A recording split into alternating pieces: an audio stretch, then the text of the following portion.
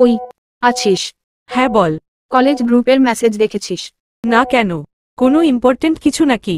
না তেমন ইম্পর্টেন্ট না ঠিক, কিন্তু ম্যাম কাল কলেজ আসতে বলেছে।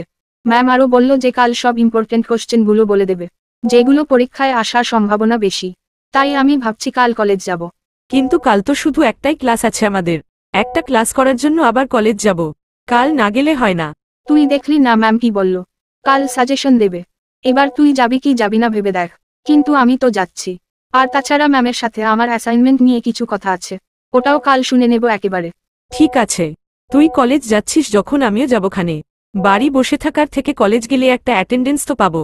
হ্যাঁ, তাহলে তুই কিন্তু কাল লেট করিস না আবার। আমি 9:15 ট্রেনটা ধরবো।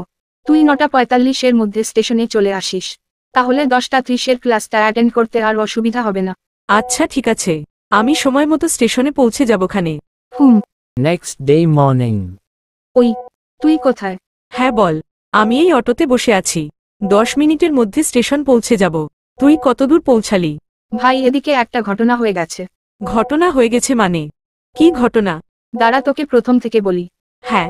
ভাই আমি রেডি হয়ে বাড়ি থেকে বেরিয়ে টোটো স্ট্যান্ডের দিকে যাচ্ছিলাম টোটো ধরবো বলে। হ্যাঁ তারপর? তখন একটা গাড়ি ইট নিয়ে যাচ্ছিল। গাড়িতে হঠাৎ করে ঝাঁকা লাগলো কি করে বুঝলাম না, কিন্তু গাড়ি থেকে কিছু ইট রাস্তার ওপর পড়লো। রাস্তার ওপর ইট পড়ল? তুই এ কি সব ফাউ জিনিস বলছিস? বললি কি ঘটনা হয়েছে? আরে হ্যাঁ, সেটাই তো বলছি। ইটগুলো যেখানে পড়লো ওখানে বৃষ্টির জল জমেছিল, আর ওর পাশেই আমি ছিলাম।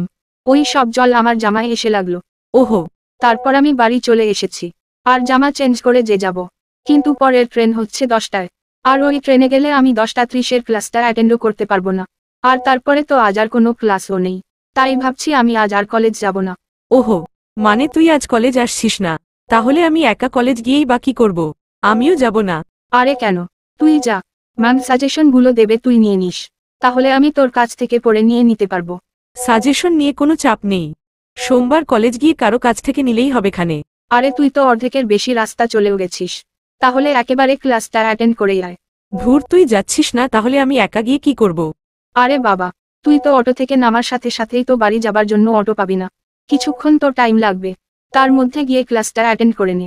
হ্যাঁ জানি তো পাবো না, ওই জন্যই তো তুই যখন বললি কলেজ যাবি না, অমনি আমি অটো থামিয়ে অটো থেকে নেমে গেছি।